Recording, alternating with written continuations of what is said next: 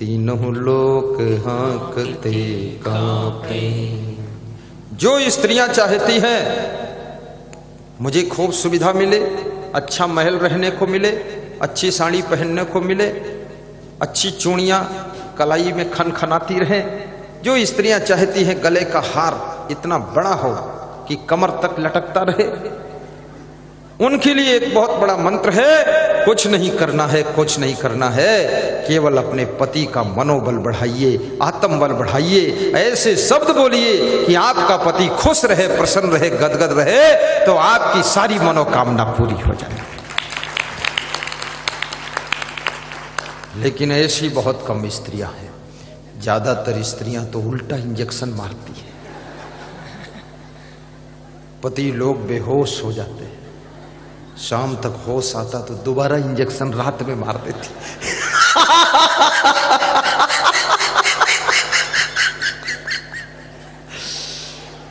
कितने लोग तो अपनी पत्नी को देख करके कांप जाते हैं, ऐसे जैसे बिल्ली को चूहा देखता कांपता है, ऐसी हालत है। देखते हैं अरे ये शेरनी कब न टूट पड़े मेरे ऊपर, बहुत खतरा है। कितनी स्त्रियां तो अपने पतियों को इतना डांटती है, बेडरूम में पूरी लंबाई बढ़ा देती है, तो क्या समझ रखा, मूर्ख है, पागल है, बुद्धू है। पति हाथ जोड़ कर कहता श्रीमती जो कहो वही हूं। पर इस तरह अपने पति को कभी मत बोलिए। याद रखना तुम्हारा सौभाग्य है जो तुमको ऐसा पति मिला है, उसका मनोबल बढ़ाइए, आत्मबल बढ़ाइए और कहिए कि मैं किस्मत वाली हूं जो तुम जैसा हमको पति मिला है, ये भी कहिए। और जो पुरुष चाहता है कि मुझे अच्छा भोजन खाने को मिले, घर क्लीन मिले, सामान सेटिंग से मिले और घर की साज सज्जा सही रहे, अतिथि का सत्कार खूब अच्छा हो, तो बस एक ही काम करना, सवेरे उठ करके गुरु मंत्र जपो न जपो, देव मंत्र जपो न जपो, अपनी पत्नी को बोल देना देवी तुम अगर ना होती तो ये घर नहीं संभलता, धन्य हो तुम इसको संभाले हो। बस फिर आपकी पत्नी का मनोबल जग जाएगा और वो जुट जाएगी, फिर ऐसा दौड़ दौड़ के काम करेगी जैसे मारुति कार भागती है, ऐसे भागेगी।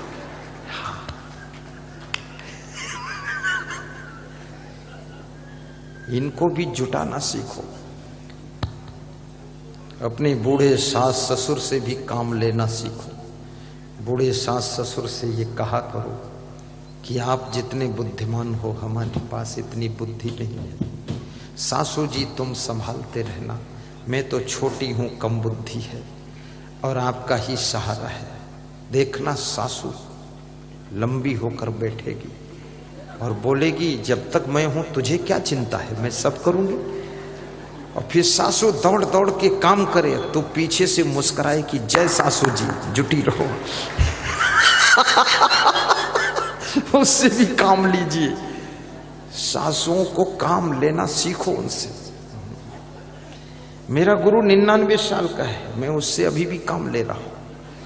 हाँ, उसको दौड़ाता हूं गुरु को, दर्शन वही देते हैं, गुरु मंत्र देते हैं, प्रवचन भी सुनाते हैं। वो जहाँ रहते वहाँ सामने सब्जी लगी है, उसकी देख रेख निरीक्षण वही करते हैं, आश्रम का साफ सफाई का डायरेक्शन देते हैं। और मैं बोल देता हूँ गुरुदेव आपका ही सहारा है, हम लोगों के पास इतनी बुद्धि भी नहीं है, टाइम भी नहीं है। तो बोलते हैं जब तक मैं हूँ तुम टेंशन क्यों लेते हो, तुम जाओ प्रवचन करो, मैं ताली बजाकर निकल आता हूँ।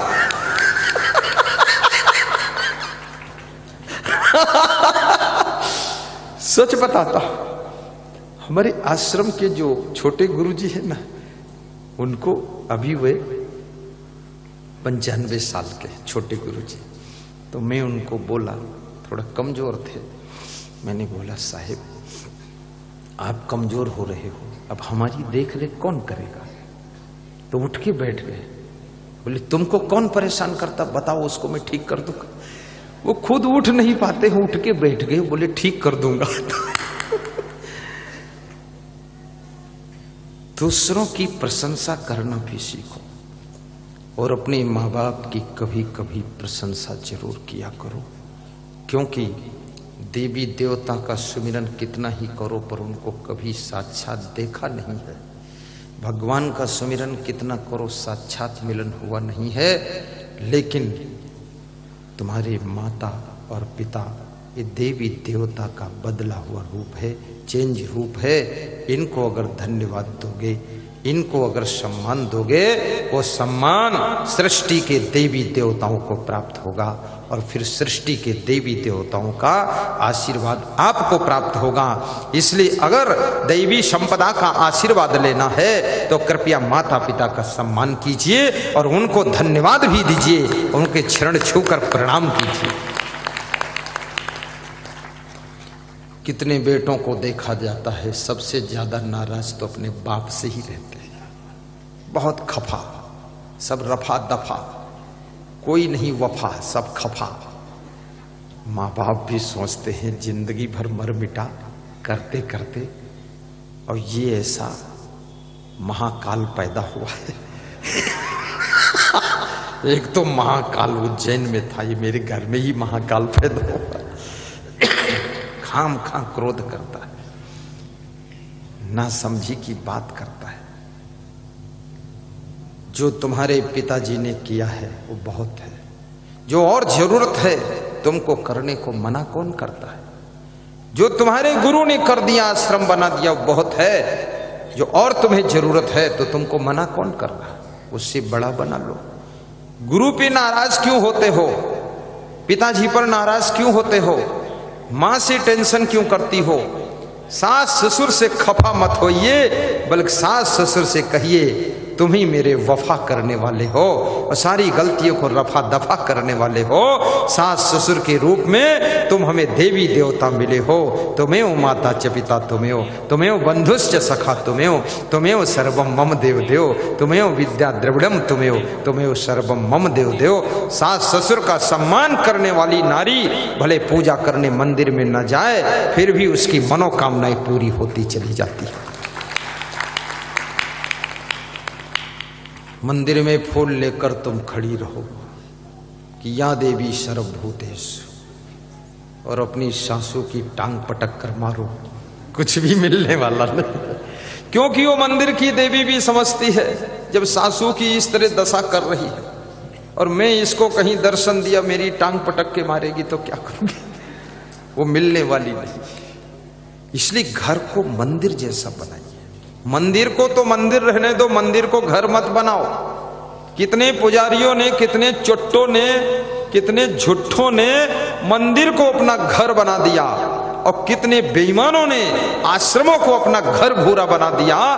आश्रम को आश्रम रहने दो, मंदिर को मंदिर रहने दो, लेकिन जो तुम्हारा घर है इसमें आश्रम जैसी साधना होनी चाहिए और मंदिर जैसी पूजा होनी चाहिए, और घर के लोग नर नारी देवी देवता जैसे पवित्र विचार के होने चाहिए। तब आपका जीवन स्वर्ग हो जाए।